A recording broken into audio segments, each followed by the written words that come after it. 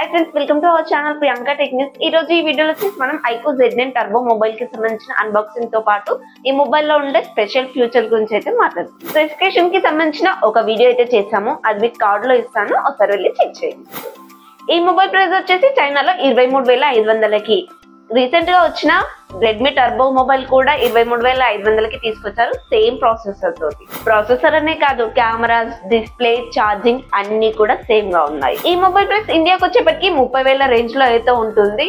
దీనికి సంబంధించిన స్పెసిఫికేషన్స్ అయితే ఇక్కడ ఇస్తాను। ఈ స్పెసిఫికేషన్ చూసిన తర్వాత ఈ మొబైల్ ప్రైస్ దీనికి సెట్ అవుతుందా కాదా కమెంట్ లో చెప్పండి। ఇక ఈ మొబైల్ కి సంబంధించిన అన్బాక్సింగ్ చూసుకున్నట్లయితే బాక్స్ వచ్చేసి మనకి బ్లాక్ కలర్ లో ఉంది। బాక్స్ పైన మనకి iQOO Z అని రాసింది కూడా ఉంది।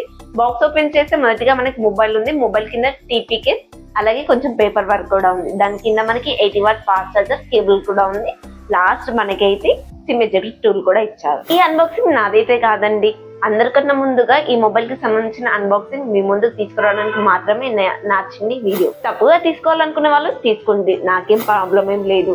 నేనైతే అందరికన్నా ముందుగా ఇన్ఫర్మేషన్ మీకు ఇవ్వడం కోసమే ఈ వీడియో అనేది నేను నాకేం ఫ్రీగా రివ్యూ యూనిట్స్ ఏం రావు, డబ్బులు కొని చేసి లాస్ అయ్యేటంత రీచింగ్ కాదు। ఈ మొబైల్ కి సంబంధించిన స్పెసిఫికేషన్ గురించి ఒక వీడియోలో ఆల్రెడీ మనం మాట్లాడుకున్నాం కదా, ఇక ఈ వీడియోలో వచ్చేసి మనం ఈ మొబైల్ కి సంబంధించిన ఫ్యూచర్ గురించి అయితే మాట్లాడుతున్నాం। ఈ వీడియోలో ముందుకెళ్లే ముందు మన ఛానల్ ని కొత్తగా ఎవరైనా చూస్తున్నట్లయితే ప్లీజ్ సబ్స్క్రైబ్ చేసుకొని నాకు సపోర్ట్ చేస్తారని కోరుకుంటున్నాను। ఇక ఈ మొబైల్ డిజైన్ విషయానికి వస్తే iQOO 12 లాగానే ఉంది। దాంట్లో వచ్చేసి 3 కెమెరాస్ ఉంటాయి కదా బ్యాక్ సైడ్, దీంట్లో మాత్రం మనకి 2 కెమెరాస్ మాత్రమే ఉంటాయి।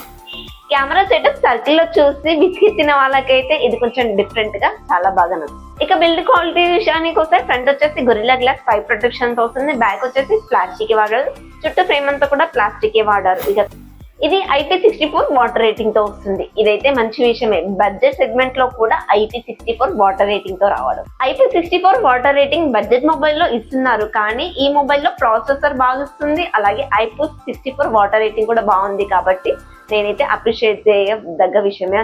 ఈ మొబైల్ ఇండియాకి వస్తే మోటో ఎడ్జ్ 50 Pro కి కాంపిటీషన్ అవుతుంది। 6.78 inches AMOLED display, 144 Hz refresh rate తో 4500 nits బ్రైట్నెస్ ని కలిగి ఉంటుంది। ఇందులో in display finger print censor ఉంటుంది, HDR10+ కూడా ఉంటుంది, డాల్బీ విజన్ కూడా సపోర్ట్ చేస్తుంది, 1.5K రెజల్యూషన్ తో। ఇది వచ్చేసి TCL కంపెనీ వాళ్ళకి చెందిన display. Snapdragon 8 Gen 3 processor 4 nanometre మీద బిల్డ్ అవుతుంది, LPDDR5X RAM technology, UFS 4.0 memory technology, Android 14 మీద రన్ అవుతుంది। ఇట్లా ఏంటంటే ప్రాసెసర్ బాగుంటుంది, స్పీడ్ ఎక్కువగా ఉంటుంది, మినిమం 4 years వరకు అయితే వాడేసుకోవచ్చు। ఇంట్లో నెగిటివ్ ఏంటంటే 2+ TS మాత్రమే అప్డేట్స్ ఇస్తారు, ఇది కొంచెం మార్చుకుంటే బాగుంటుంది। సామ్సంగ్ వాళ్ళు వాళ్ళ డబ్బా మొబైల్స్ లో కూడా 4+5 years అప్డేట్స్ అయితే ఇస్తున్నారు, వీళ్ళు కొంచెం అది గుర్తు పెట్టుకొని మారిస్తే మాత్రం ఇంకా బాగుంటుందని నా ఉద్దేశం। మొబైల్ అయితే గేమింగ్ కి చాలా బాగుంటుంది, iQOO అంటేనే గేమింగ్ మొబైల్స్ కి గుర్తింపు కదా। కెమెరాస్ వచ్చేసి back side dual camera setup తో వస్తుంది, 50+8 MP।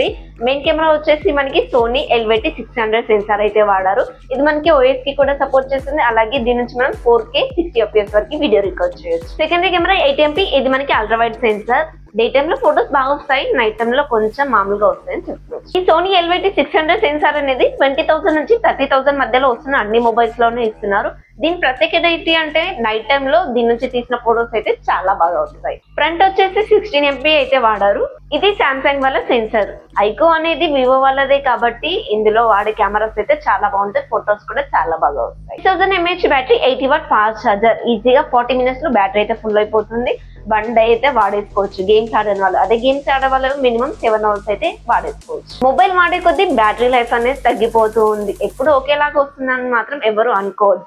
ఇక ఈ మొబైల్ ప్రైస్ విషయానికి వస్తే చైనాలో 23,500 కి అయితే వస్తుంది, అదే ఇండియాకి వచ్చేప్పటికి 30,000+ వస్తుంది। ఏదైనా ఆఫర్స్ కూడా పెడితే కనుక 30,000 లోపల వస్తుందేమో, కానీ లేదంటే మాక్సిమం 30+ ఉంటుంది। ఇక మొబైల్స్ అనేవి గేమింగ్ కోసమే కాదు, మీరు డైలీ వర్క్, ఆఫీస్ వర్క్ ఉంటుంది కదా, అది కూడా ఫాస్ట్ గా చేసుకోవచ్చు, ఎందుకంటే ల్యాగ్ లేకుండా ఉండడం వల్ల మీ ఆఫీస్ వర్క్ అనేది తొందరగా కూడా కంప్లీట్ అవుతుంది। డైలీ మన ఛానల్లో వీడియోస్ పెట్టడం వల్ల మనకు వచ్చే ఆ 1000 వ్యూస్ కూడా రాకుండా పోతున్నాయి। కొంతమంది పెద్ద యూట్యూబర్స్ డైలీ 2 వీడియోస్ పెట్టినా కూడా వాళ్ళ వీడియోస్ అయితే చాలా మందికి రికమెండ్ చేస్తూ ఉంటుంది, అలాంటి చిన్న యూట్యూబర్స్ డైలీ ఒక వీడియో పెట్టినా కూడా యూట్యూబ్ ఎందుకు ఎక్కువ మందికి పంపించట్లేదు। ఇంకా ఈ వీడియోని చూస్తున్న వాళ్ళు ఎవరైనా ఉంటే ప్లీజ్ లైక్ అయితే కొట్టండి, మీరు లైక్ చేయడం వల్ల మన ఛానల్ గ్రోత్ అనేది పెరుగుతుంది। ఈ వీడియోకి అయితే ఇంతే ఫ్రెండ్స్, ఈ వీడియో కనుక మీకు నచ్చినట్లయితే ప్లీజ్ లైక్ చేయండి, షేర్ చేయండి, మన ఛానల్ ని సబ్స్క్రైబ్ కూడా చేయండి।